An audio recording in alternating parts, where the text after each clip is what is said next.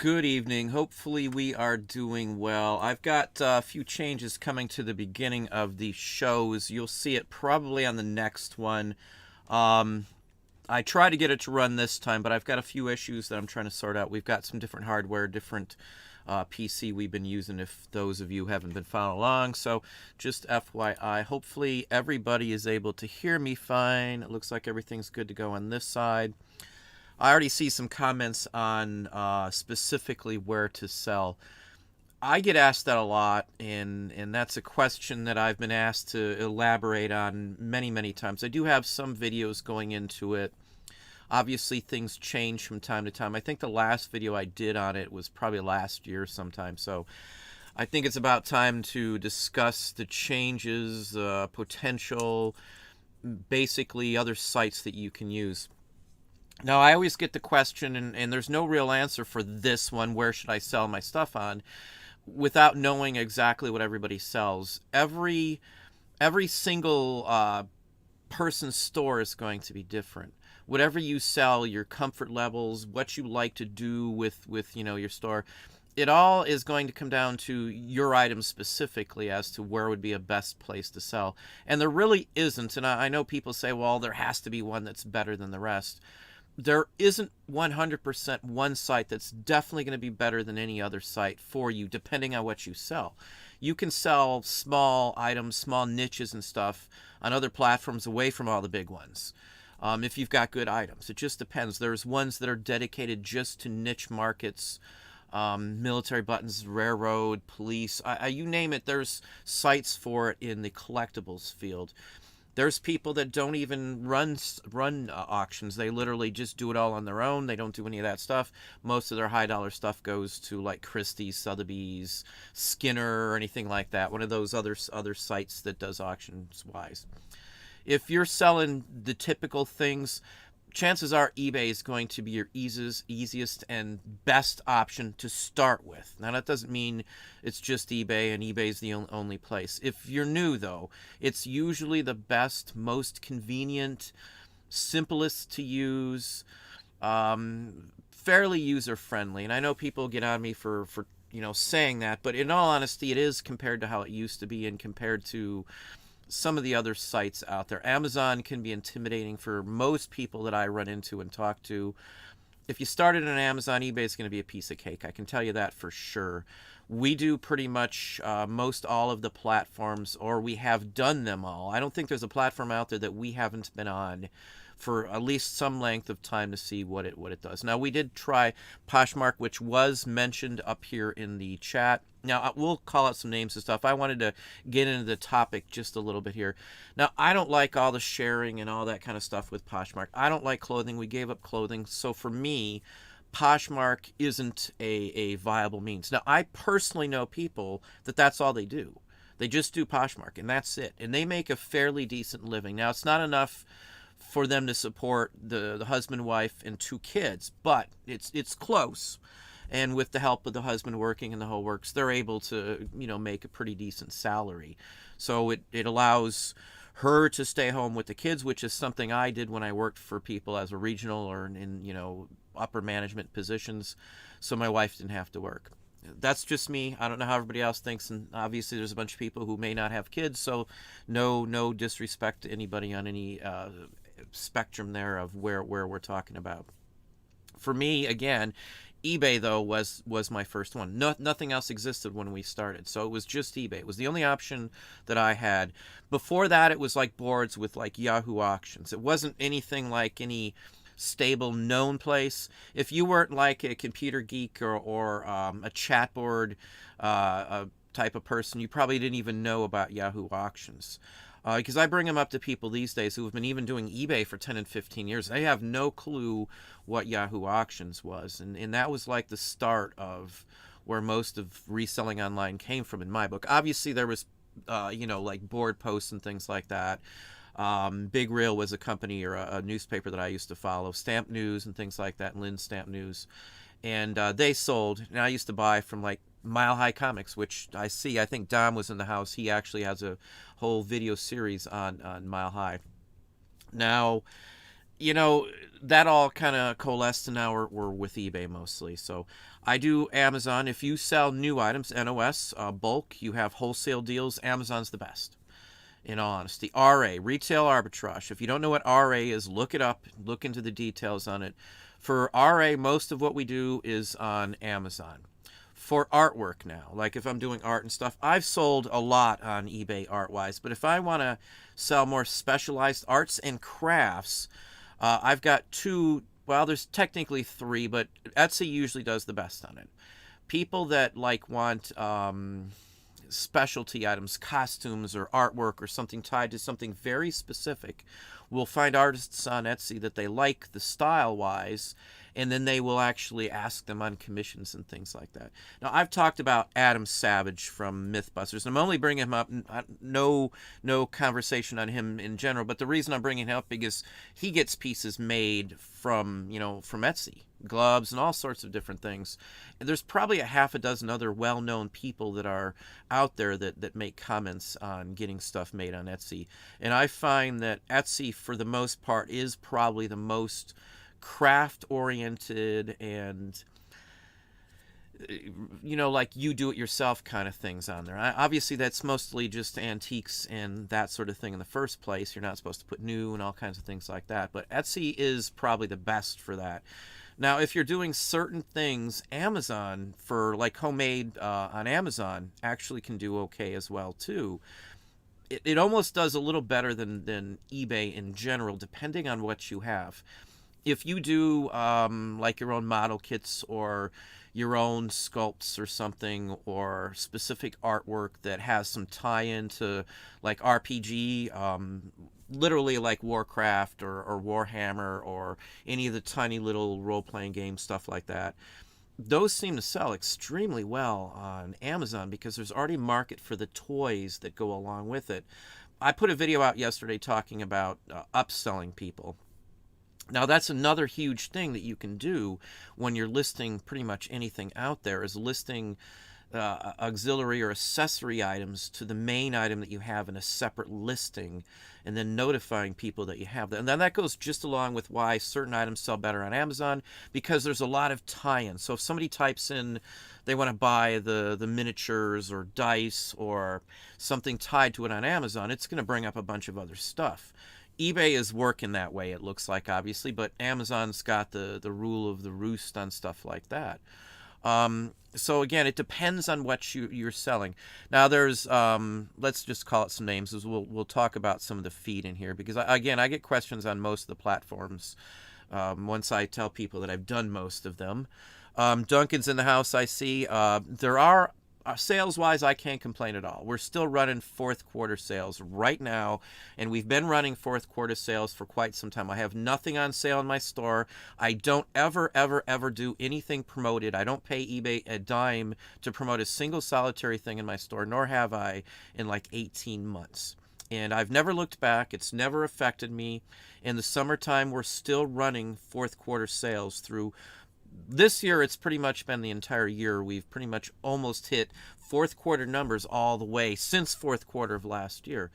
Now, it's not a brag. It's just a lot of darn work. We constantly hammer the store. I constantly check on keywords.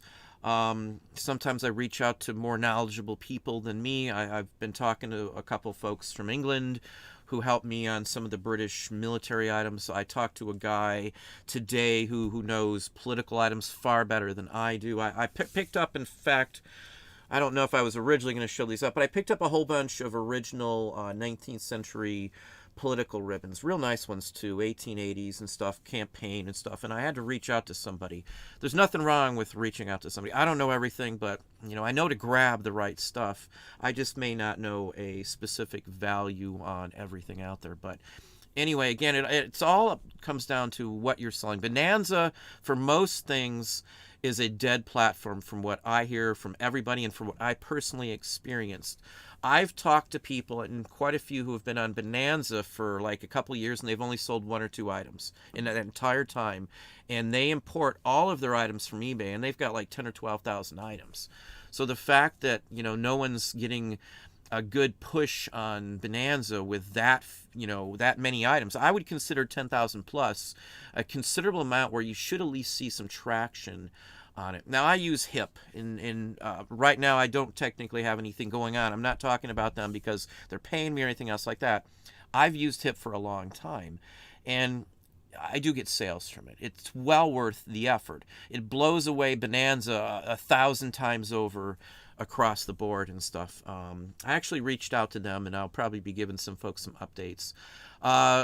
Before we go into it again, I want to holler this out because I just had somebody ask me to bring this up just before the show on a message to me. eBay is quoting for the item specifics for like postcards and such forth that they are going to use the subcategories and turn those into item specifics.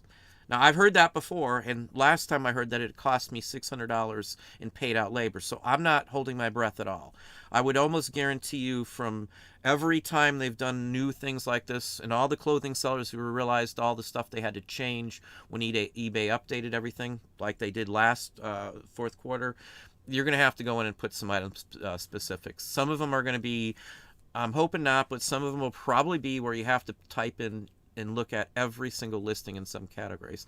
I know with comics we had to do that because you had to put the key character and all kinds of other things that were just pointless in there because the title covered it. But clothing wise, I've had people say if you typed in blue for a color, it did Blue's Clues and all sorts of other things on that aspect of it.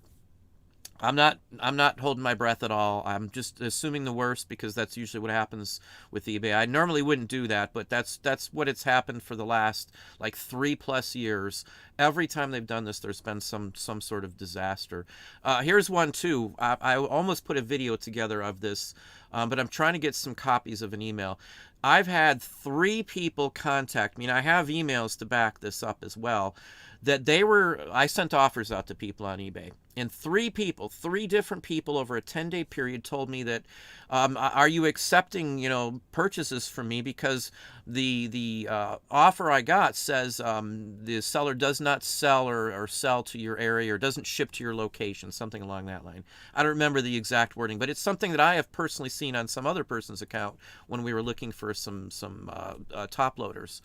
So there's 4 personal ones that I've personally seen and gotten that say that eBay's telling them that I don't ship to their location after I send out an offer to a watcher. That's a glitch. And I've heard it now from 3 or 4 other people who said the exact same thing. So you'll probably see other people throwing videos together after this, but there is a glitch. There is a glitch where eBay is telling people, or at least the notice states, that you don't ship to them. Now, how many people are seeing that and not just going ahead and buying it, I don't know. How many people are emailing you? That could be all that it happened to, is those 3. I personally don't think so. Many people may just move on and assume you're not shipping to them for some stupid reason and not even question it and just pass on your offer. So something I would be interested in if anybody else has heard that same thing, if anybody else has seen it or has an email that literally states that from a buyer, I would be very interested in seeing that. I have a couple, as I said now, but I can't say on issues with specific accounts. It could be that the person was blocked, or maybe they're on your block list and you just don't realize it. With the ones that I had, those folks actually went ahead and bought it. So there's no reason that eBay should tell them I don't ship to them. They're not on my block list. They haven't not paid for something, because I do block people who have unpaid items in the same month and many different things like that in the preferences. So if you're seeing anything, you had anything, leave some comments down below. Those of you who have followed me for any length of time, you know how to get in touch with me. You can post something on my Facebook page, or I'll try and remember to check Instagram. I know I'm terrible on Instagram, but I'll try and remember to check that. If anybody does have any emails they received from a potential buyer that states, are you shipping to me, or anything along that line that quotes that. I'm actually reached out to the ones that have talked to me to ask for a screenshot of the email or the notice if they had it. Now, I don't know if they're going to be able to produce it because most of them accepted it already. I think it would change once it's accepted and the whole works. So anyway, and the dresses were the same. There's no hey, they changed their dress after they purchased or anything. It said the same state, the same zip code prior to it. And again, I've checked it all. I made sure they weren't on any blocks or anything. There's no reason on earth eBay should be stating that I don't ship to those folks. 3 different people. So that's a little concerning there. I'm not going to jump to the guns here on it. You know, it could be a glitch. It could be something some people don't see. It could be something else having to do with the other people's account. 3 of them, though, makes me really wonder in a 10-day time frame. So again, I might have more sales than more people. I might see more options like this. We send out 250 to 300 offers to watchers probably on an average day these days. That's about how many we've been getting in. So maybe I'm just sending out a ton of them and it's just some glitch that happens here and there. I don't know. Either way, something going on. Let's just see if there was any other comments. I know I thought I saw something on some other sites. Hey, Charles Foreman. Artie Mike is in the house. ETC hosts, how are you doing? Mike Whitcomb. Macari made 3 sales within minutes. Again, with like Mike's comment there, it depends on what you're selling, without a doubt. When I imported from from eBay to HIP, it imported 18,000 of my paper items into HIP. We sold stuff the very first day, the second day, third day. We sold a whole bunch of stuff, hundreds of dollars worth in like the first import. And that's usually what happens. You'll see. I never judge the performance, though, on another site by the quick list in cross listing and importation like that, because usually what happens, it's new to the site. You'll get some takers real quick, and then it may be nothing after that. You know, it may only be those couple items that 1 or 2 people were looking for, and then it's dead.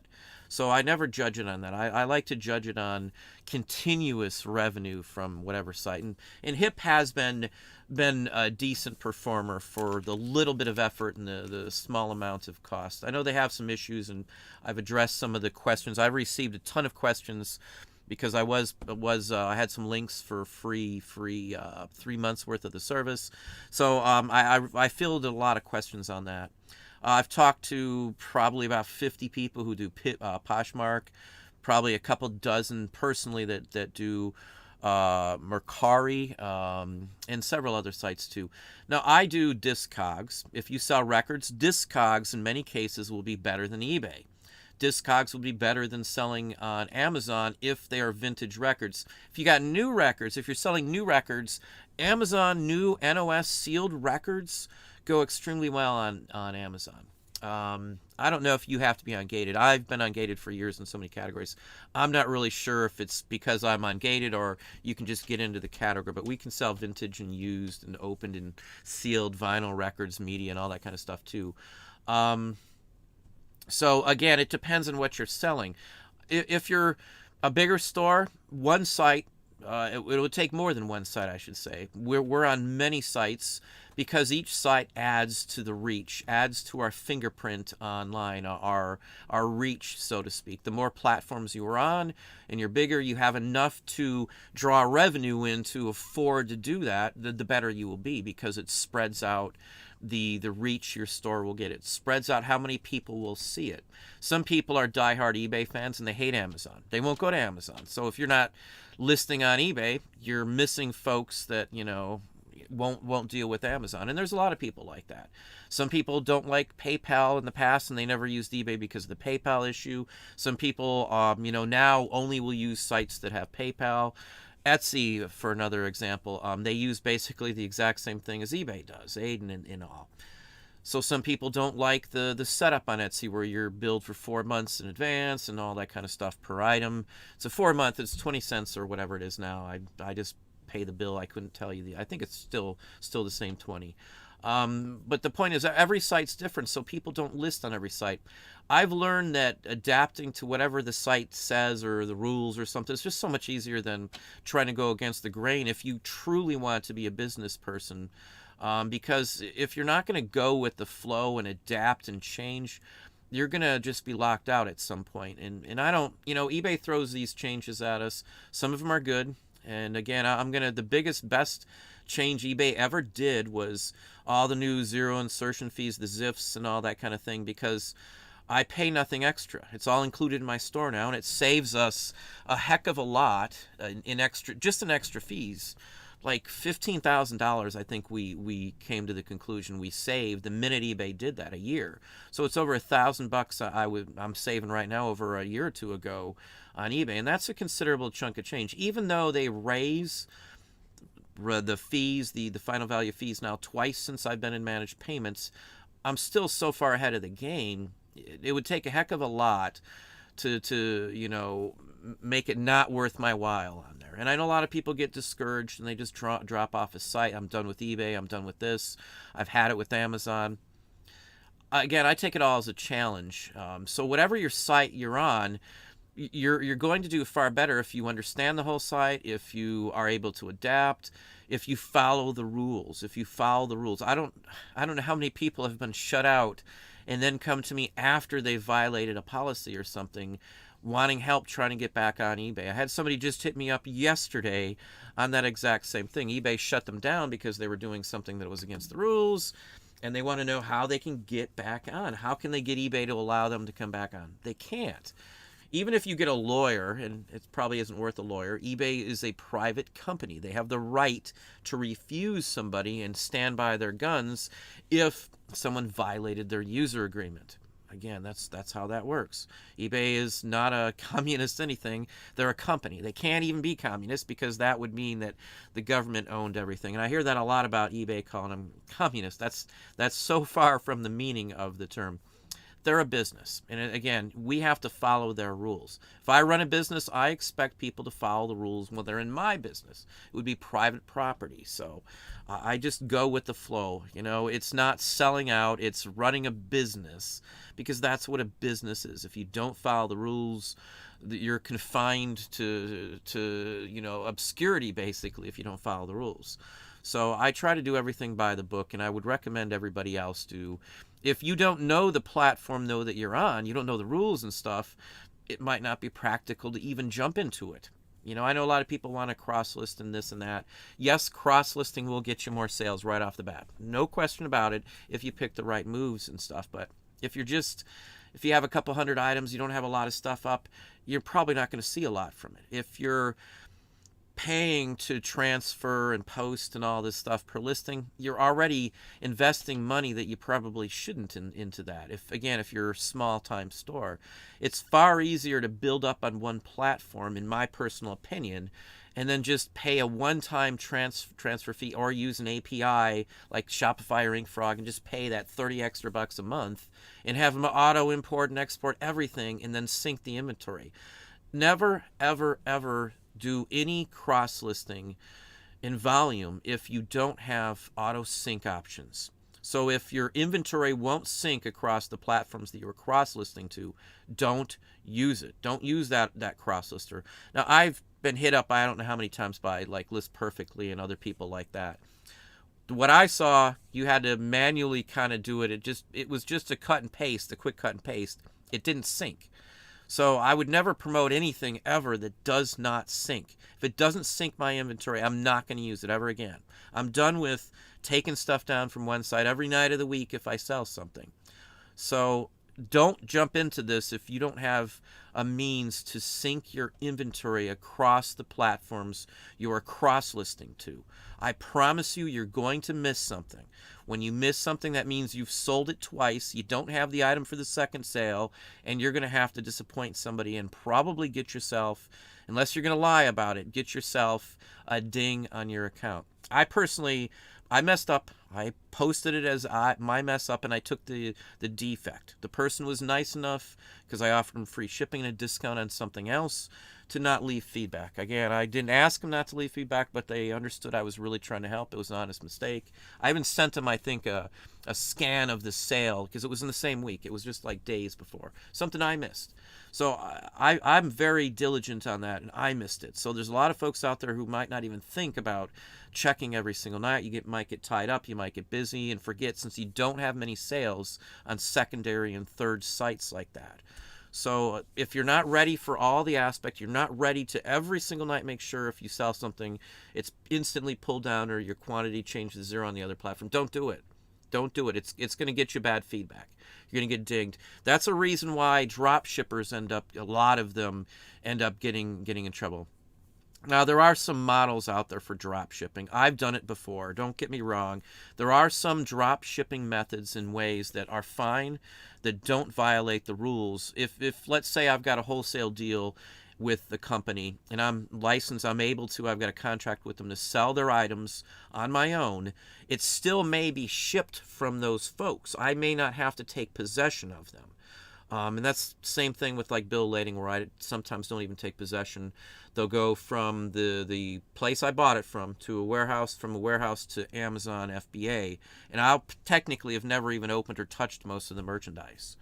So, that kind of thing is something else you can set up yourself too. But don't cross list if you can't sync it. Don't do it. Don't do it. You'll end up getting yourself in trouble.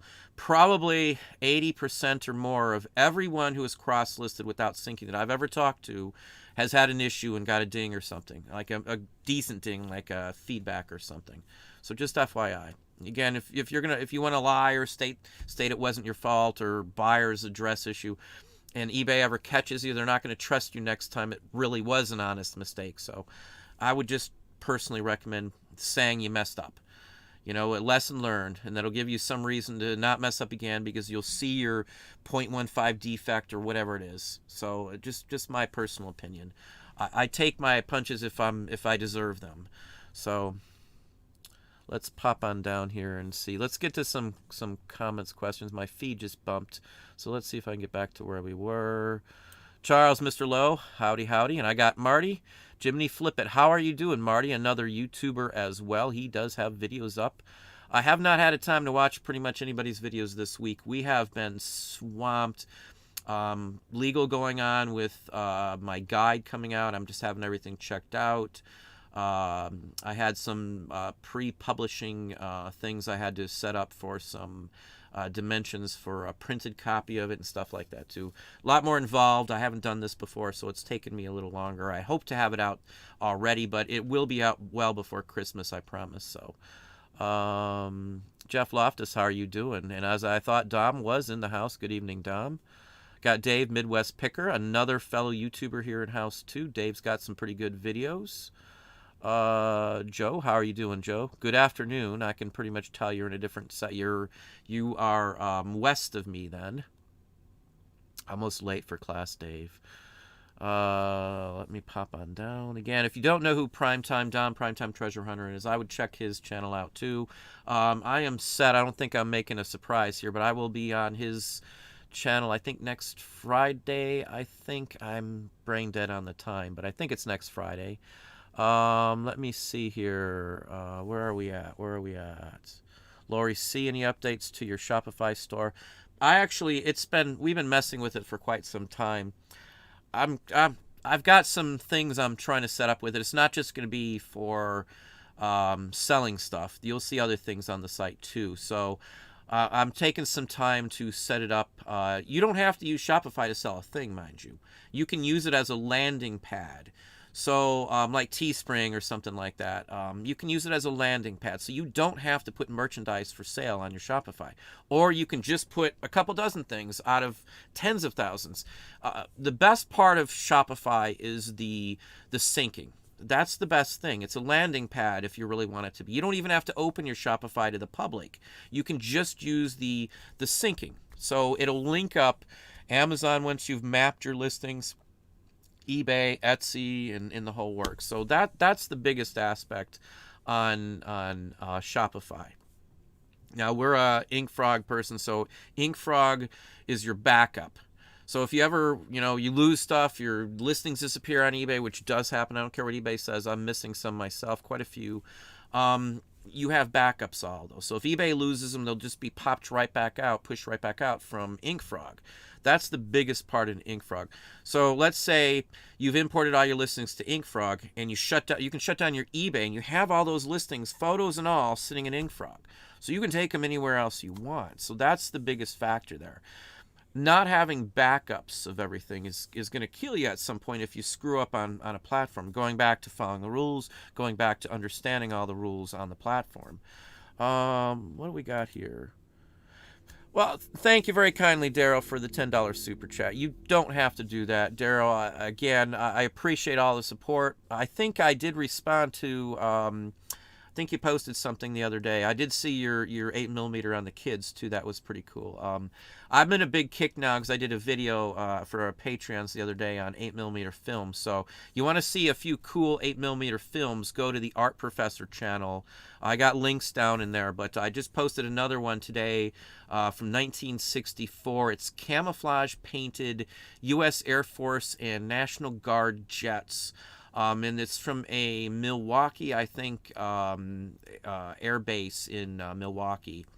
You can see them taking off in the whole works. It's jets. I usually don't see that here in this country. That type of, it's like a jungle camouflage almost painted on them. Interesting footage. I love that sort of thing. I've got a couple others on trains, steamships, and somebody actually brought up steamships the other day on Patreon, and I got the Milwaukee in there, the SS Milwaukee in there. Anyway, I love the vintage footage, and Daryl had posted some in there too. I love looking at that. I can't complain. And again, you're welcome to post those, Daryl, too, because I do like looking at those. I think anybody who knows me knows I'm like fixated on media and vintage paper and things like that too. We've got, geez, I probably have 500 recorded 8mm clips that I own the rights to right now. So I might post a bunch here and there. I love that sort of thing. So again, if you like vintage footage and stuff, check it out on the Art Professor. Thanks again, Daryl. I honestly and sincerely do appreciate it. I think you know that. I try to answer everybody's questions. For those on Patreon, I answered everything. I was up last night doing emails. I think I talked to Dom last night, like at 12:30 or something last night. But I was up till around 2 responding. I answered everybody last night, so I'm not going to be touching Patreon other than the video clip that I posted just a little while ago. Maybe I'll post you a sold or something tonight still, but I'll respond to everybody tomorrow on Patreon. I promise. It'll be before the afternoon for sure, maybe early in the morning. I'm up tomorrow at 6:20, I think, or 6:15. I think that's what my alarm's set for tomorrow. But anyway, we'll go from there. I just want to update everybody. Tomorrow's video, I may even go on about some of the ribbons in a ribbon video coming up soon for those that may be interested. I've got some really nice ones from about 1870, as I said. Let me pop up here and see where we are. Hey, Cindy Roach, how are you doing? eBay has always been the best place for me for my niche. Again, it depends on what you're selling. Now, Duncan's selling stamps. Hipstamp does fairly well from what I've seen and heard. And then Del Camps is fairly decent as well. eBay isn't necessarily the best place for everything, even like stamps. Diehard stamp folks who like the setup on like Hipstamp, the searchability, the breakdown, the centering in on only stamps, and you don't have to worry about any other junk that's floating out there, people trying to list stuff that aren't stamps. That's part of the reason why niche sites do well, like Hipstamp, Hip Postcard, and Hip Comic, because that's all that's there. It's like on Hip Comic, you'll see toys and action figures and shirts and posters, but it's all just tied to comic book stuff. Again, everything comes down to quantity you have up and your material, how good it is, your understanding of the sites, your keywords. Oh my gosh, I've looked at quite a few stores in the last, say, maybe month or so, for personal favors for people, for some patrons that asked, hey, could you just look at this and that. Keywords are just, people's understanding of keywords is a huge problem for a lot of folks. I looked at somebody's store the other day, and this isn't this is a personal friend, and they had some really good items that weren't selling, and the prices were actually under what I would have priced them for. And it was all coming down to them they didn't have the good keywords in there. They were just doing basic words thinking that was going to cover it, but they were missing the biggest factor the item needed to sell. They changed them all and they all sold. I mean, that's the kind of thing that shows you right off the bat, hey, you need to watch your keywords. Now, he's now going through and looking through all of his listings and adjusting a whole bunch after that, because he kind of doubted that changing and adding a couple words in there was going to do anything. He sold them all. I think it was 5 different things that he sold right off the bat, but they were all tied together. They were all in the same niche. If you miss that one keyword, the descriptive word, what people are looking for, you're not going to sell it. if you know the collectors that buy from you and the niches that you sell, and if you're in the niches, you're going to know their terminology, you're going to know what they're looking for, you're going to know the hot items, hopefully. A lot of people, they're breaking into niches and they don't know all those aspects. They're just grabbing stuff. They look them up and say, oh, that looks like a good item, it's selling here. And they'll look at the other person's listing, and they may be giving away money too. Just because you see something, say, selling for $100 on eBay, the other person who sold it may not know the items very well either and underpriced it as well. So there's many reasons why, you can't always go by one or two items that you see if you don't know the niches. That's, again, coming down to knowing more stuff than everybody else. You know your niches, it's not going to happen. Lori, though, I will be going into Shopify once I get it situated. Where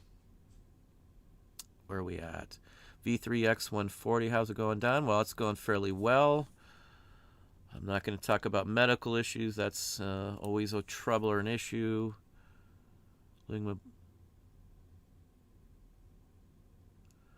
I got a video on grading. I'm not going to read out your name because I do not read out stuff like that. But you can go to the video I have up for VHS tapes, and the name is mentioned in there.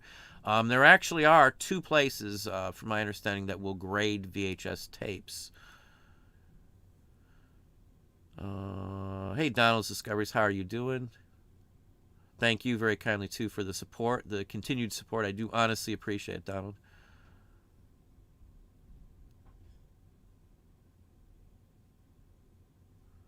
How do you get your rosewood Buddha that's better than yours? I don't know what's better than mine or not. I've got quite a few of them, so it depends on which one you are talking about. But you would have to find one locally, or look online. I look online. I have never had an appraisal done in my life for anything, ever. Never, ever, ever. But that's just me. I tried Poshmark for 6 months listing clothing. Yeah, it's a lot of work listing clothing. I gave up clothing because I don't like it. Didn't like it. I hated it. It was money. And I felt locked in to constantly get it. There's the high returns. The highest returned items I ever had was clothing. The highest rate of me getting something and missing some little aspect that could kill the sale on it was clothing. The pros and cons sheet was all cons for clothing with no real pros. I couldn't get it very much, so that's why I say it depends on what you're selling. If you're on Poshmark and you're selling home goods and stuff, and I know they're adding certain things, but the market's not there yet. I'm not saying in 2-3 years it wouldn't be there, but the market's not there. Like with Shopify, if you don't have the knowledge and understanding on how to drive traffic to your site, how to post your listings on like Google Shopping and some of those apps and things like that too, you may not get the traffic you want. You can't judge and run it, your own site and expect to get sales like you would on eBay unless you're doing a lot for it. If you've got NOS, new stock, wholesale, you've got your own company, you sell your own products, your own platform is the best. Obviously, you can sell them on other platforms and still get a considerable amount of revenue stream coming in, but if you can mix it up where you can sell it anytime you want on your own and then advertise it on your own, even if you sell it yourself on Amazon, no FBA or anything else like that, you'll at least have some pull on it. You can link everything to your main site and the whole works. Having your own site is the best because every sale on there, you're not paying anywhere near the fee. It's usually like 2.9 to 3.2% on your own site. Plus, you might have 0.5% for accounting app or something. If you're doing Shopify, you might have added a couple of apps and things like that to it. So it might be a little higher than that, but again, that's nothing when in the big scheme of things in my book. Disgruntled Octopus, how are you doing? RJ Shavers, I don't deal with clothing either. Have a few vintage coats and jackets that I'm going to list this year, though. I do have a bunch of leather jackets. I think I have like 60 in my. I collect them. I can wear them all. They're all my size. I don't buy anything that's not my size, obviously, but I've been asked many times. Maybe I'll throw a video together on like my top 10 leather coats in my possession.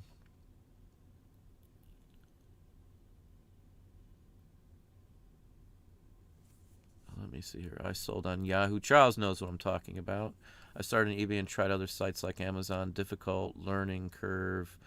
Poshmark, Macari, but every time I always came back to eBay. While it does have challenges, it's the most user-friendly. Definitely agree with you there.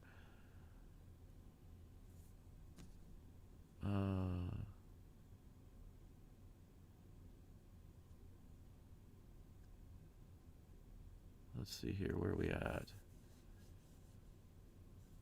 Tina, a G, handmade. Yeah, I do handmade too, as I said. In fact, I'm listing my trilobite this weekend. So if there's anybody who wants it, I think the price will be $125 complete, ready to go with a stained wood base and the whole works. I think that's what we came out with.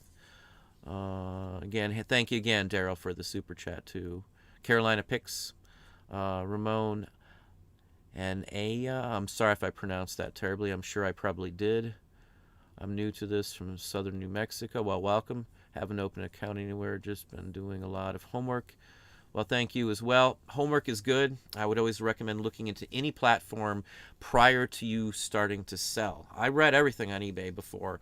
Wasn't much back then when I started. It was just the basics, but still. Anyone still use Craigslist? I stopped using it, Mike. I used to buy and everything on Craigslist, but around here, all it is other sellers trying to sell their junk to people who don't know any better and are going to buy it. It's stuff they've already listed or pulled all the good stuff out of, and they just chunk it off. I personally don't want to deal with the meetups, so what I do, instead of messing with Craigslist to at least sell, I just take it down to the local antique auction and let them deal with it. They take a commission out, but I don't have to deal with anything. It's worth, losing 20% off of the junk that I'd probably have trashed anyway, to not have to deal with anybody. I just get a check, and I'm done. I don't have to deal with any meetups or somebody not showing up. The few times I did sales for bigger items and stuff, they didn't show up the first time, and I was hesitant. Then they wanted to meet at some screwball place, and I'm like, no, or in the middle of the night. I don't do any of that. I'm always 100% safe on anything I do. I'm not going to risk it. It's just not worth your time. I give up money all the time just for convenience. My time is worth something to me, but that's just me.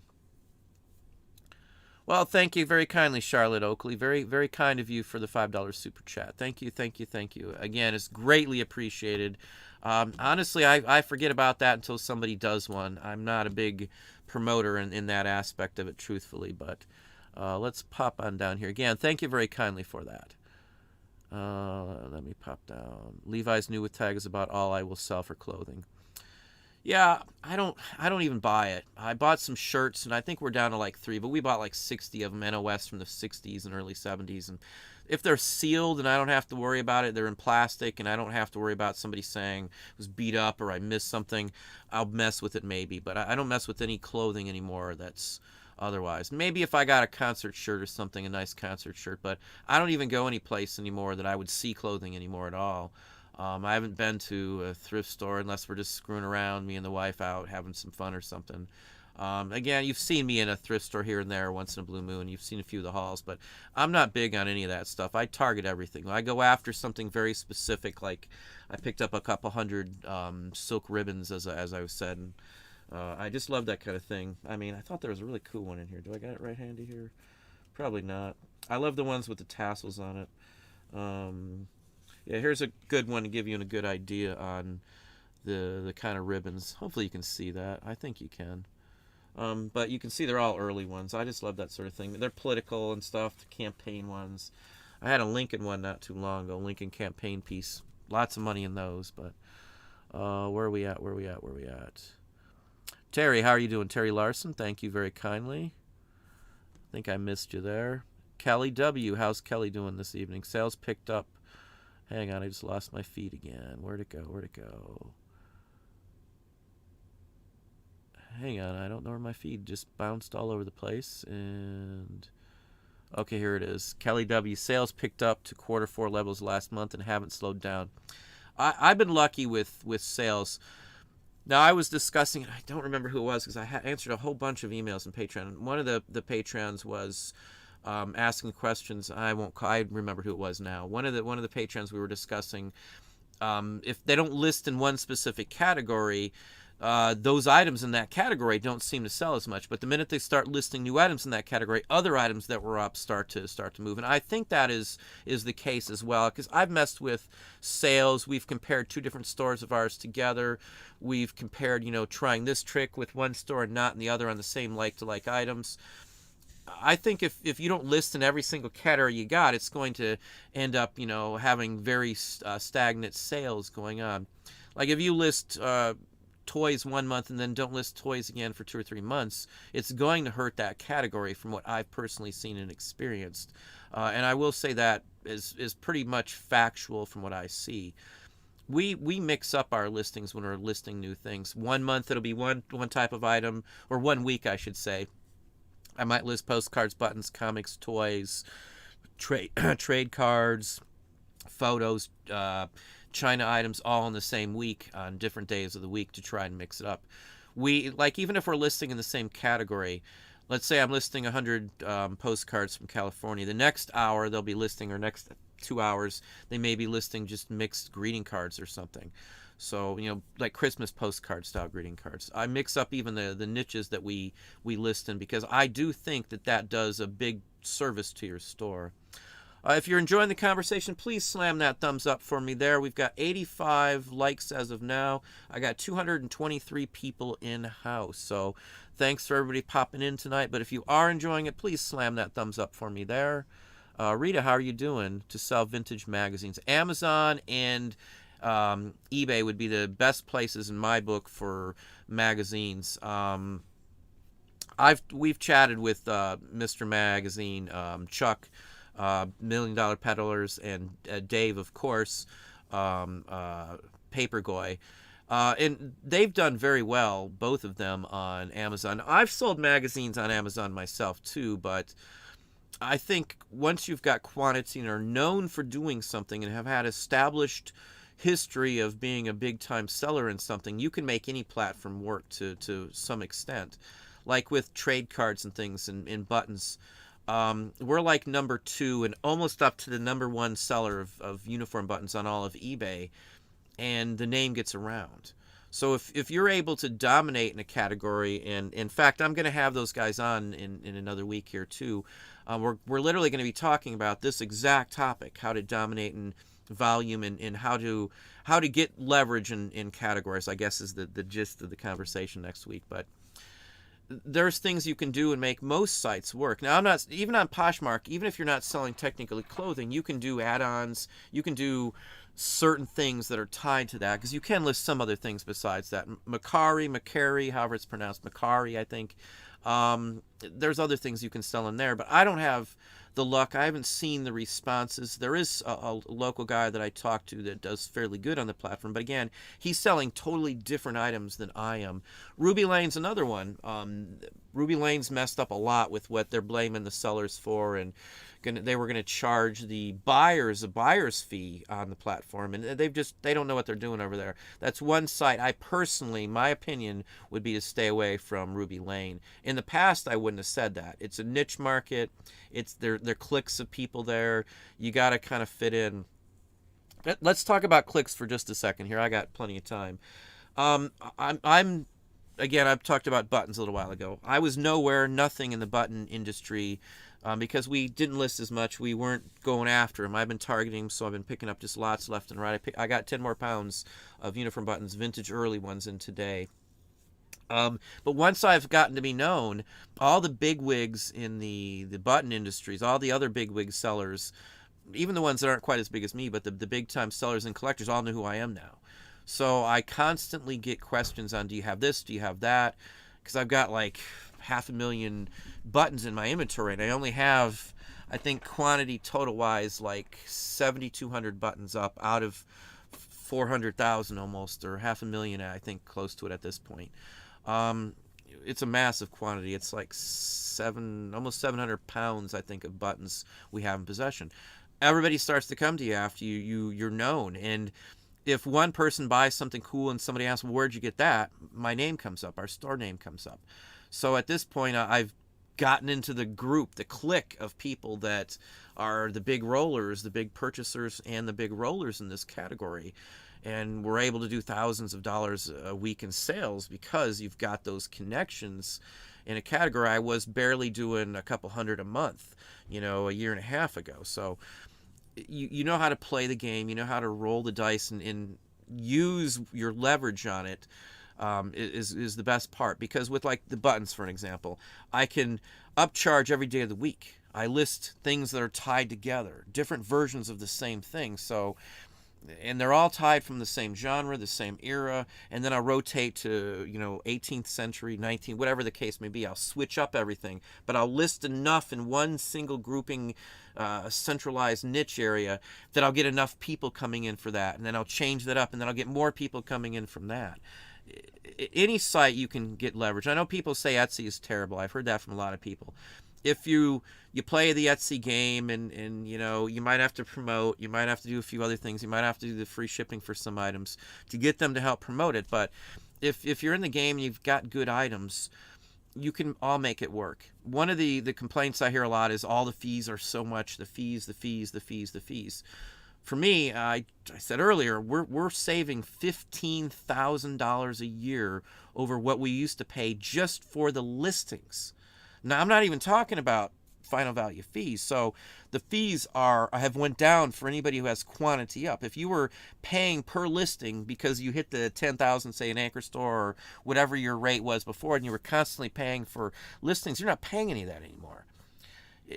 Again, some people may think that 13% is something huge, but if I went into a brick and mortar or had my own antique store, or I did antique booths, and I know some people who do antique booths. Obviously a terrible time to do antique booths these days, but your fees are horrendous. If you sell $400 at an antique mall that you happen to be in, you may only walk home with $75 or less, and that's before you take out the cost of the items that sold. If you're not big into it, because traffic, you've got to consider the traffic aspect of it. So nothing compares to the cost from traditional brick and mortar type of business to being online. The cost factor it's like a tenth. So I'll never complain about the fees these days. Yeah, I wish they were cheaper, but I wish that even if they were a half of 1%, I'd still want them to be cheaper, because that's business. You want to have to pay the least amount you can for anything, at least good stuff. Hi, what's sell? That's documented self-insure. I did the magazines. Dave, Midwest Picker, still uses Craigslist. I've only sold a handful of things on there, and it was just a nuisance. Half the time someone didn't show up, or they were 20-30 minutes late, and that's time for me. In an hour I want to be able to do at least $500 worth of something, whether it means I list $500, I have revenue coming in, I write something that I'm getting money out of, and whatever. You've got to have a value for your time. That's why I pass on a lot of things that people say, why don't you buy that, why don't you buy that, if I'm doing a video. It's not enough, meat on the bone there for me to want to mess with it because of my time factor. I can do a lot of things to make money. So if I'm wasting them on menial stuff that somebody else can do, it's killing my time. It's killing productivity. So if I've got somebody who lists really fast, faster than everybody else, they're probably going to be the one listing all the time. You've got to put your hours, your time to the best use you can. Let's pop on down here.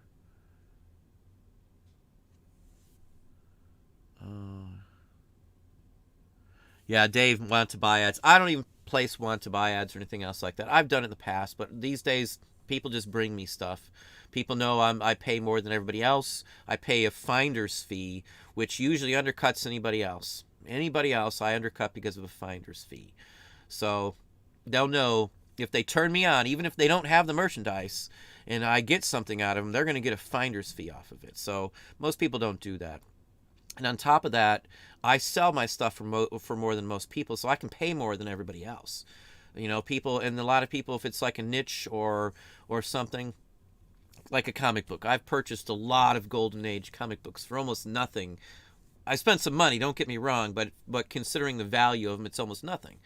The people who went out were only looking for superhero or this or that, and if your categories and your niches, you can break out on the stuff that people think doesn't carry a value. It's always you knowing more than the person you're buying from. That's the best way to make money, is you knowing more than the people you're buying from. And that's 99% of the day when I'm buying something, I know more than the person I'm buying from. That's why I'm buying from it in the first place. If I go to a sale and they want to sit there and price everything one by what's on eBay, I'm just gonna leave. I don't care what eBay is putting on the prices. Even if they're looking at completed sales, I don't care. I'm not screwing around with that. That's their prerogative. They can charge whatever they want. I'm just not going to buy it. I'm not going to waste my time in those kind of places. Or if they post a picture of eBay and says it goes for this, most of the time when I see them having an eBay printout, it's for an active item and it didn't sell, so it means nothing again. So anyway, Silver Bushman, how are you doing? Thank you very kindly. Creamy, when they're so high maintenance, I'm sure you're talking about clothing, I would say, or maybe eBay. If you're talking marketplace, I guess you're assuming Facebook or Instagram, Facebook, Craigslist, marketplace shipping. I don't do any of that. If I'm going to ship something, it's going on a major platform. One other thing I could recommend for anybody out there, if the platform doesn't do certain aspects to help you get your tax documents, I wouldn't mess with them too much either, personally. Because there's a lot of people that have personally reached out after they got in trouble and didn't file. They weren't keeping track of what they were purchasing. They weren't tracking, their fees. All that stuff has to be tracked. I've done so many spreadsheets for folks on just that.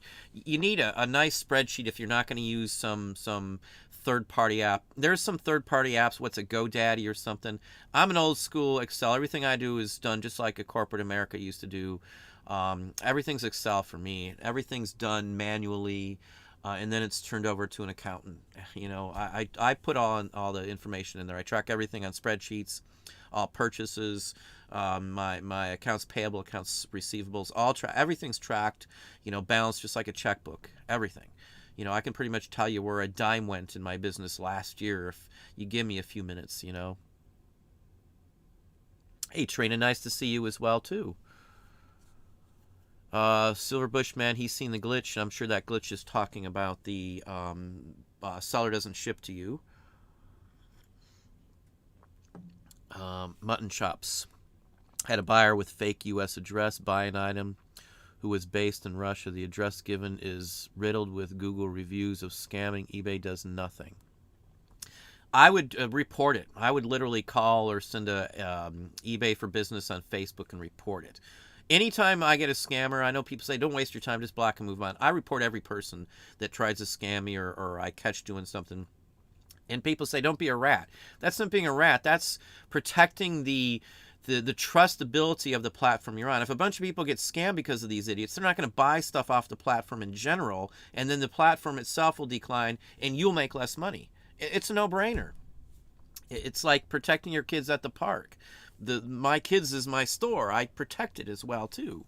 I treat it like it's a business, like it matters to me, and I want the best reputation for the platform I'm selling on. It's a reflection of you if somebody else gets screwed and you're a seller on the platform too.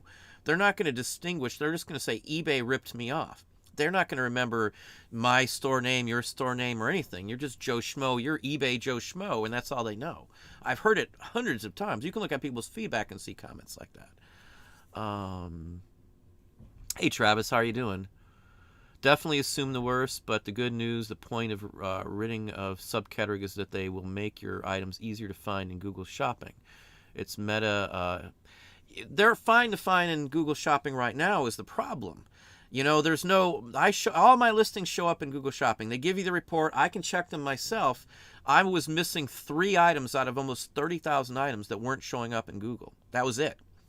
Again, there's more to it. I think they want the whole Amazon look. They want the experience. The setup that they're going for is mostly for new items in my book. It's strictly a wholesale NOS new market for manufacturers and things and big, huge, massive corporate America companies. That's what the setup is going towards. There's no other way around it. Say whatever you want. That's the facts, in my opinion. based on what their whole assumptions are. It's being run by Walmart, basically. It's Walmart 2.0. That's what they're doing. The guy running the company has brought in other Walmart people as head execs. It's Walmart. It's just Walmart. You know, they're taking the antique side, they're not concerned with like anything else. I was told by somebody, and I don't know if this is true, but antiques now account for less than 40% of the platform's total sales. I don't know if that's true. People in that same area.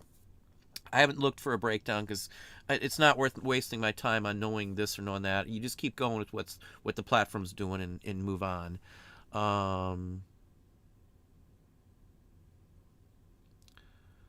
Where are we at? eBay ends up test network against users not on a closed end to fix bugs. Yeah, if you're gonna test your system, you run it on a virtual network. You run a whole bunch of tests on it. You bombard it with, from all types of users on a virtual network. You don't roll it out live and then test it. Maybe they do it, I don't know, but with all the glitches and things that I keep seeing, I just can't imagine it. I'm having errors still on a daily basis where it's not you, it's us comes up constantly. If here's a good error that I can't get past at all, and I have to do this. If I get messages in, I cannot click on the messages from my listings tab in the hub. I can't click and read them. It'll always error out. The only way I can read an email is to go to my messages and click on the very specific one that I want to read. And I have to remember where it's at to do that, because my email sometimes is 50 or 60 a day on an account.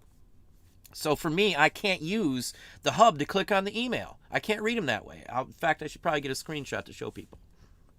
That's another glitch. It's one glitch after another constantly.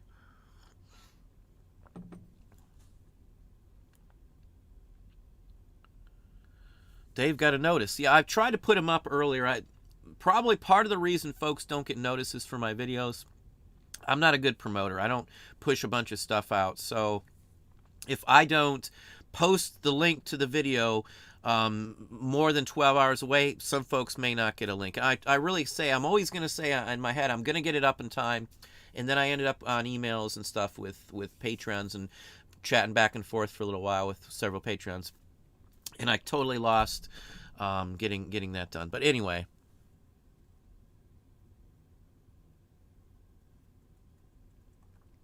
A couple people on Facebook told me they got those.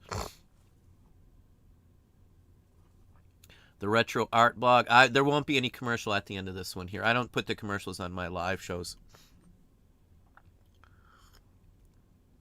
Kelly W. I had an offer that was sent to me, and it said that the buyer doesn't ship to me. So I emailed the seller, and they said they absolutely shipped to my state. Yeah, see, that's what I'm saying. It's a glitch. There's far too many people saying it's happening for it not to be some sort of glitch. That's the second or third one. Well, second or third one in just the feed has said that, and I haven't even gotten down the feed very far. Richard Tricklin.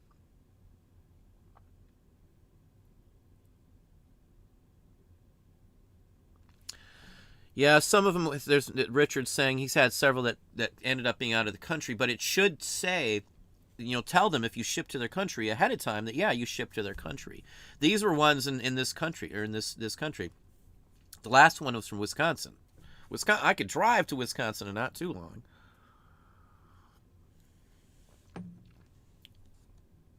Audio now. I was charged $1,057 out of my checking account by eBay for a UPS shipping charge on a storyboard book that I measured wrong. They said it's a glitch. See, that could be ups. That might not be technically eBay at all. That might not even have anything to do with eBay. It's hard to say on that one.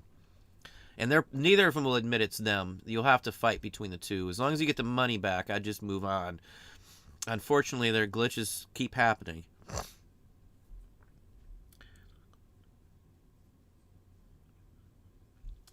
Silver Bushman et al. Is going to the financial and pick and choose who is worthy.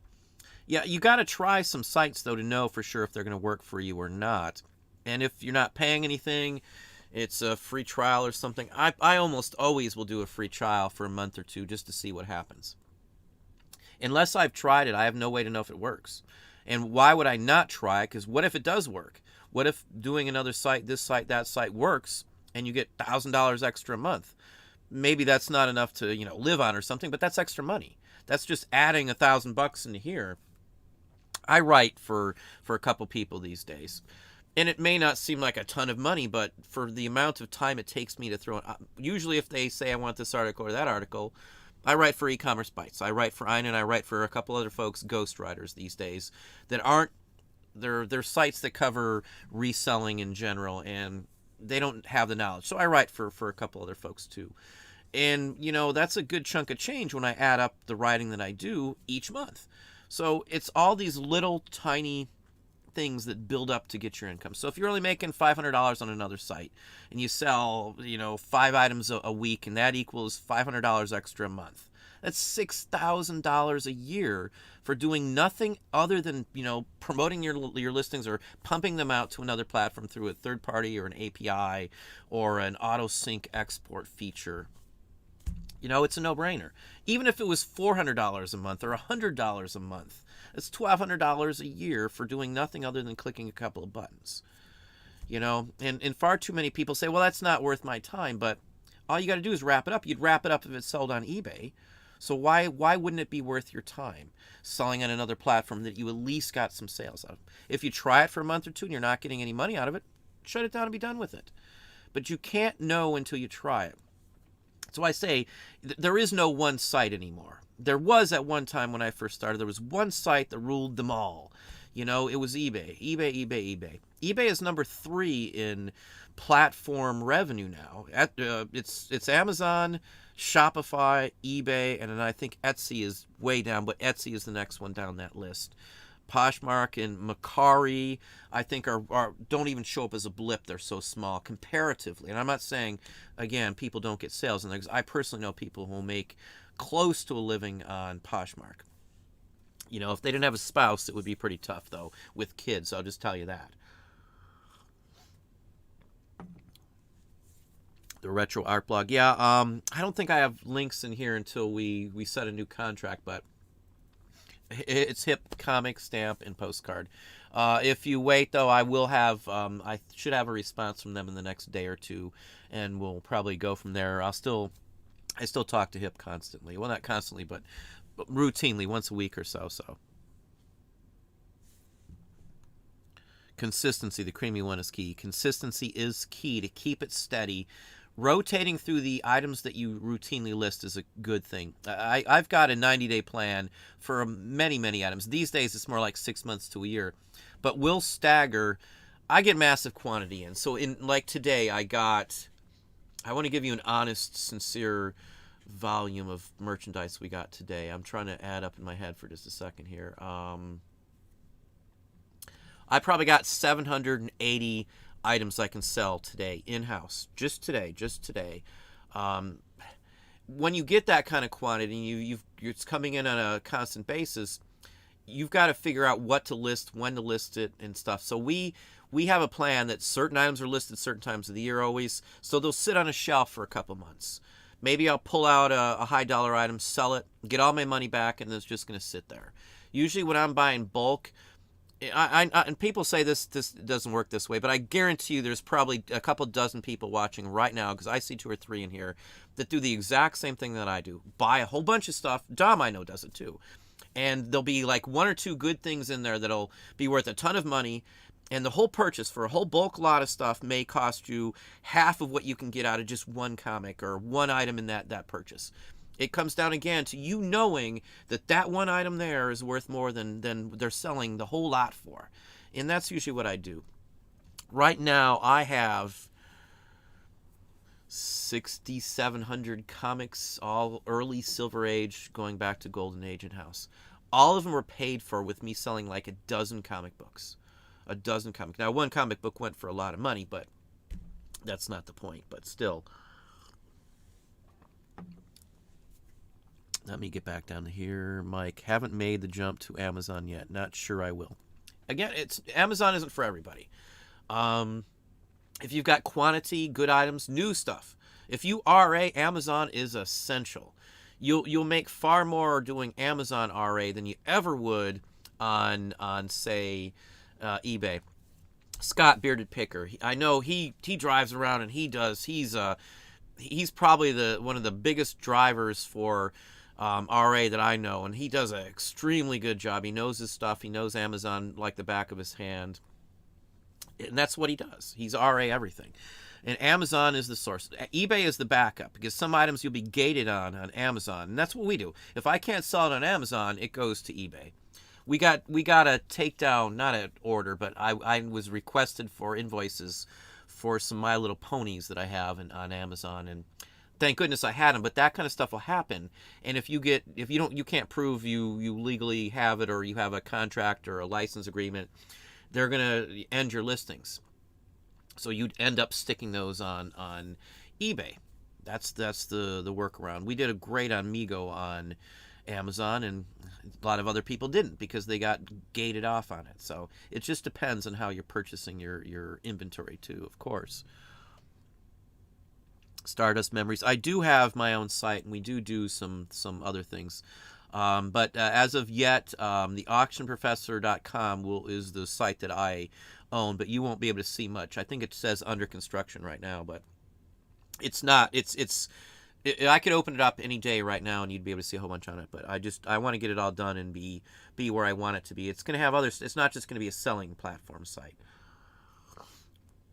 I actually have got some workings going with some other folks for like a landing pad going on too. So just FYI, I've been working on things with some volume sellers and some other means to draw attention to sites of our own. There are some ways. I've been working on it. Haven't had as much time. My eye's been really a nightmare lately, and it's. I don't want to go to my eye issue today. I'm sorry. I don't want to get it's just getting to be a bit much. But anyway, let's move on. Southwest Michigan Sales LLC. Anyone ever went and created their own site? You can't get ground. I mean, I have my own site, as I said, so there's a good reason to have your own site. But Trad Griffiths, how are you doing? Tea cakes. Yeah, Shopify, the fees are so much less. You've got control. Now, obviously, you have payment processors on Shopify, so you can't sell certain things through Shopify regardless. It comes down to the payment processor. It's always down to the payment processor as to what you can and can't sell. Now, eBay is a different story, because they're banning stuff that the payment processor would do, like adult material. They were doing it. They were collecting for adult material, so that's not the reason. Whatever eBay says, that's not the reason. I think it's the Walmart aspect of it personally, and they gave up tens of millions of dollars to boot people from adult material. So if eBay ever wants to go back and do it again, no one's going to go back and trust eBay after that. It's just my personal opinion. And now with the change with adult material, I see 10 times more nudes up on eBay all over the place than I ever did when eBay had the adult section. The adult section was walled off. Now people are just cramming them up on eBay. So if you got small kids and you look in the wrong category by mistake, you're in vintage and stuff, there's all kinds of nudes, there's sexually explicit stuff all over the place. I said this would happen, and that's exactly what I see. And I'm not looking for it, so it's not like I want to see all that stuff on there. But that's what you get when you remove a walled off feature that blocked kids and everybody else from seeing it. You get people jamming it up and trying to squeeze it past eBay censors, all that adult material. It's exactly what I figured would happen, and it's exactly what did happen. It doesn't take a rocket scientist to figure out what people were going to do. So if they were trying to say it was try to improve and make it family friendly, it made it worse. It made it far worse. Again, Walmart, they're not smart enough to figure it out.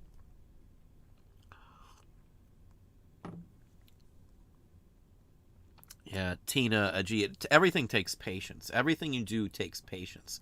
I'm the turtle. I'm in no hurry to rush it. If I wanted to be bigger or do this, or just like even with YouTube, I could just crank out a whole bunch of haul videos or me sourcing, because all those videos get millions of views, and I don't get it, because I don't get anything out of watching somebody else find something, especially when they don't know what it is and they got to look it up on every time. I constantly see people watching these videos or they'll send them to me, and I'm like, well, those people don't know what they're getting. They had to look everything up. Now, I know the phone's there for that, but you're just using other people's information. You don't have the knowledge. You're just copycatting off somebody else. That doesn't give me any benefit. I don't get any. That's why I don't do those type of videos, because I don't see it gives you. It doesn't give you in my book. I don't watch them anymore because it doesn't give me any knowledge. I don't get anything out of somebody else looking something up. I can look it up myself. I don't need them to say, hey, look up this, because I can do it myself. I don't know. That's just a rant, I guess. But Silver Bushman, I started on eBay 2005. They and PayPal both made me stop selling because sold a fake software. I told them everything. They made it hard for me. Again, it depends on the situation and stuff. I can't speak on that specifically, but I personally know people who have been shut out on eBay. Your site, your customers, your data, and your money. This all comes down to data. Once you've got a customer base with Shopify, you'll have your own customer data. You can set out newsletters and flyers and all sorts of things, coupons. It's not like you got to wait for eBay to allow you to do something. You can just do it. And there's actually apps in the App Store on Shopify. There's thousands of apps in Shopify that will help you send out notices and all kinds of stuff. You can file in database all your names, addresses, and then send out coupons. Or if you've got their email address, you can thanks for the purchase after they got it and send them a coupon. It's all automated. Everything's automated these days. If it's not automated, just like if it doesn't sync, don't do it. Everything should be automated. That's the best features I could recommend, is automate everything. Turn everything into an assembly line. And it doesn't matter what the item is. You do it the exact same way. You might need a different description or measurements or something, but everything should be an assembly line. Everything. You're not going to miss a step. You're not going to mess up. You're going to be able to speed up time. Once you've done something for so long, you're going to be able to figure out better ways to do it, or quicker ways. And it'll keep getting faster and faster listing and getting more stuff up, of course. Using same name to this day, 100% feedback, same here. Takes time to get off the round tea cakes, the smart way in the long run. Yeah, again, I'm going for the long run. I'm not giving this up. This is the rest of my life is going to be reselling. So if it takes me a little longer than somebody else, I'm not rushing it. I know what I'm doing. I'm comfortable with financial-wise. We've got money rolling in. I'm, across many platforms. I do many different things. It's going to take you time. It took us 3 straight years of just barely making it from item to item to pay our bills, to get to anywhere where we had a good steady revenue coming in. It's tough when you have no money and you've got to live on, the bare bones basics. And, every time you sell something, you got to use some of that money to pay a bill. And that's what happened to us. And kids ate well, and we didn't for a little while. But, you do what you got to do. I didn't give up. I knew at some point that, there was possibility. I've seen other people doing it. So for me, I don't give up. We were paying our bills at least. And, it was rough, but we did it. We got through it. We spent 3 years doing that. But was it worth it? Yes.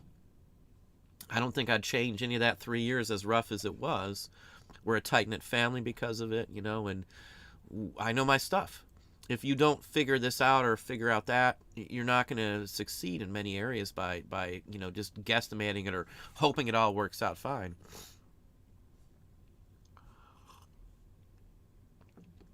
Hang on.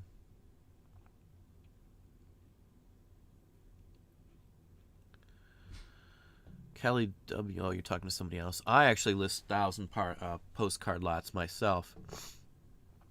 A Shopify store, but driving traffic to your store is a lot of work and time, I think.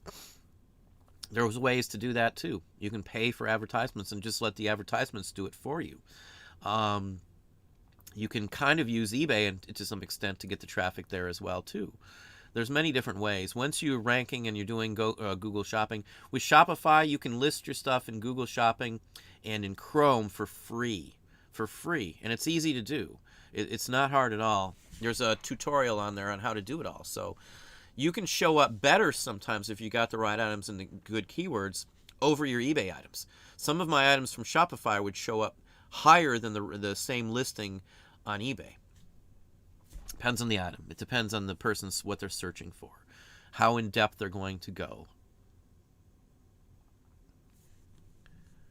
Let's pop down here. When are they going to make a virtual helmet that runs an eBay robot? They probably already have one. There goes my feedback. Let's see if I can get back to where we were at.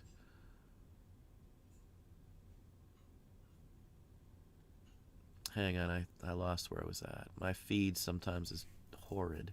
Well, thank you, Dave. I just saw that. Midwest Picker Dave, thanks for the $5 super chat as well. Enic Painting says hello. Well, thank you very kindly. Yeah, I'm sorry I missed that. My feed sometimes just bounces all over. And I still don't know where I went to.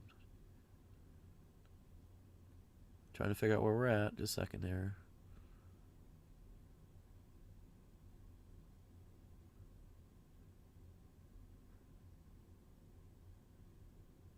Hang on just a second. I'm trying to figure out where I'm at.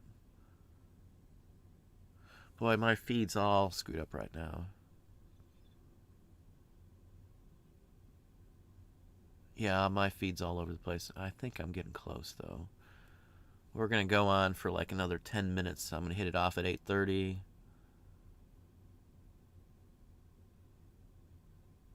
Hang on. Why am I so far off on my feed? Okay, I think I'm right about here.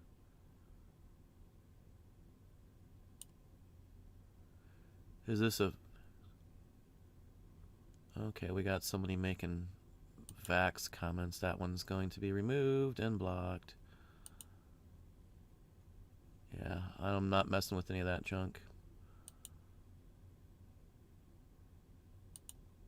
There we go. That's done with that one. Just in time flipping. How are you doing this evening?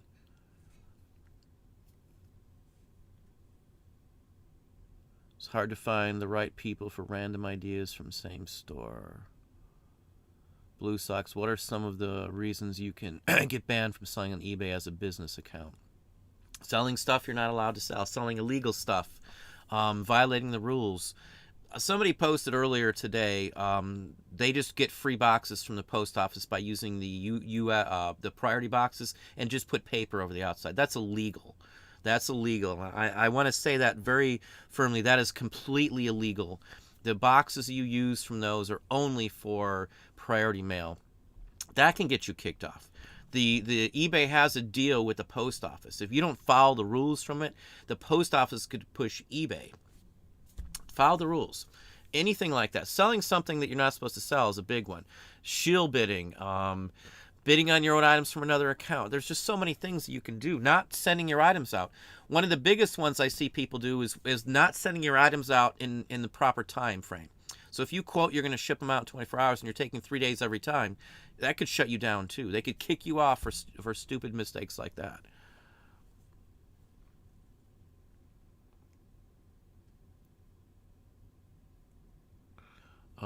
Ray, I can barely read the name. Lunsberg, I think.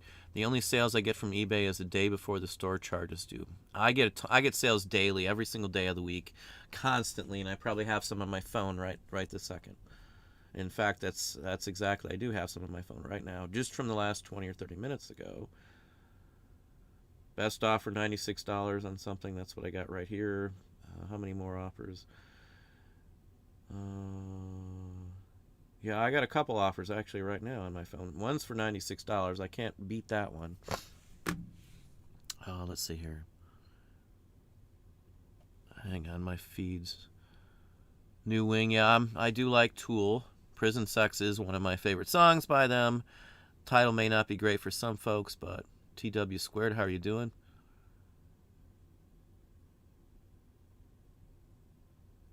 Let me slide on down here. Sally, that's Seller Girl 362, I think that says. Paul Carl, can you sell... I can't read that, I'm sorry. My vision's not good enough. Can you sell more? I can help. Recently bought from someone drop shipping via Home Depot in violation of eBay's policy and left negative feedback explaining that, and I reported the seller. Nothing happened to the seller. eBay's so far behind from what I would say. I think if you report them, it could take a month or two for them to get to that report, from what I see, because they didn't take somebody down on me. I did report somebody on HIP for not paying. The next day, they were shut down. I was very surprised.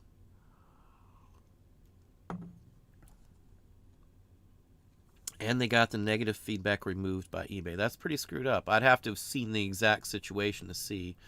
Depending on what you state or if you call them out or mention a name, you could have violated the rules yourself. So just be careful on the feedback you read or you write. No problem, Dave. No problem, Midwest Picker there. I've been dealing with eBay customer service for 4 days, trying to get negative feedback removed. The buyer violated 2 policies, and support is treating it like it's okay. Yeah, I guess it depends on the specifics on there. Again, I can't speak on issues I haven't seen the details. It is frustrating, as Dave says as well, too. Justin Flippin, there's a million violations that can get you kicked off on eBay, honestly.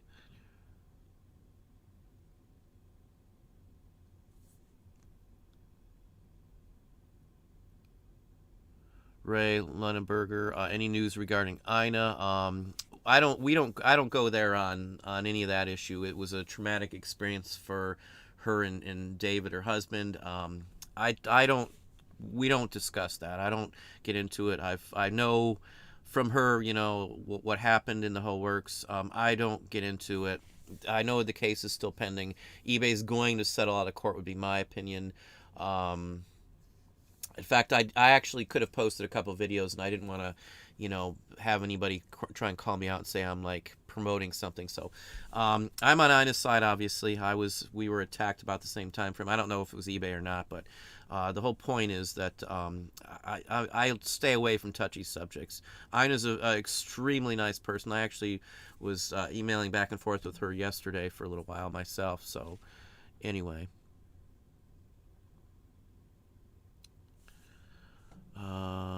Metal for Gemini. I have been making money watching your videos, selling things I used to pass up before. Well, thanks. Good. Hopefully that helps. Tea cakes. Shopify 40%. Amazon 30. Etsy 30. I'm growing the gap. Hope to the 100% Shopify in the future. That would be nice. The fees wise, of course, would be much better. Lucky 7 Auctions, how are you doing? Well, thank you very kindly for the $10 super chat. Very, very much appreciated. Again, I honestly am very terrible on even calling or remembering that I have that. One more call out, though. If you are enjoying the conversation, please slam that thumbs up. I have 219 people in house on my end, and I've got 154 likes. So if you're enjoying the conversation, please smash that thumbs up. We're going to end it off in just a few moments here. But once again, thank you very kindly, Lucky 7 Auctions. I do honestly appreciate it. Hang on. Let me pop on down, see if we got any other questions. Love letters, let's see here. Tem Deskins, how are you doing? Thank you very kindly. Charlotte Oakley, love letters between great-grandfather and grandmother, 1930s, that are direct descendants of John Proctor from Salem, witch trials, envelopes with postmarks of it. Should I have appraised? They're direct descendants, but I don't...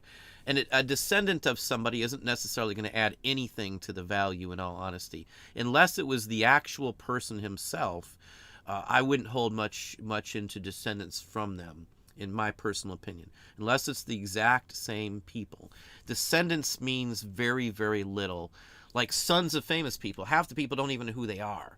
So unless the person itself that wrote those letters is desirable or collectible, I don't honestly think it's going to be much of a draw. And I surely would not send it in for an appraisal because they probably wouldn't. They charge you a bunch and tell you it's not worth a bunch, in my opinion. I don't honestly grab stuff that's just related to somebody hardly ever, unless they're semi-famous or have some major draw or they were involved in whatever the other person was who was related to them with them. It's just not, in my opinion, something that you would get a bunch where you might get money for the love letters, but if it's just like husband and wife talking to each other, there's millions of those types of things out there. If it was love letters from a soldier to his wife back home while he was in combat, that's a totally different story. Those sell for some big, big bucks, especially if like a love letter like that list details. Usually those would be censored and there wouldn't be details in there. They wouldn't say places or someone died or anything else like that. They weren't allowed to do that. The military examiners would have ripped open every letter back then from overseas and inspected it and blotted out whatever, they thought wasn't able to be gone through. So that's just my opinion. I've sold so many letters. I would be hard pressed to say that those would be worth very much money personally.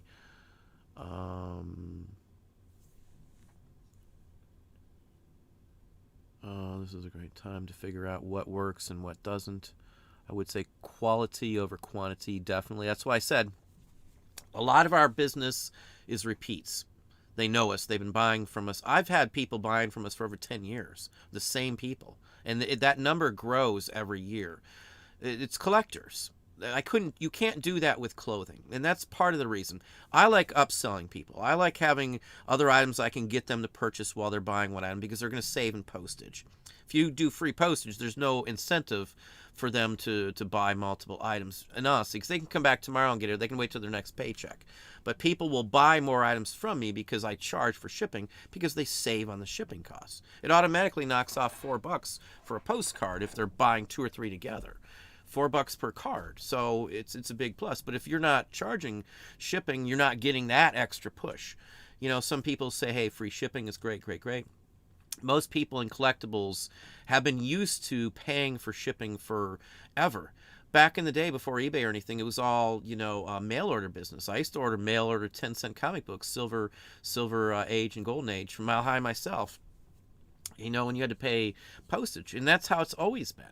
So, if you're not into these markets, you may not get the fact that, shipping is billed.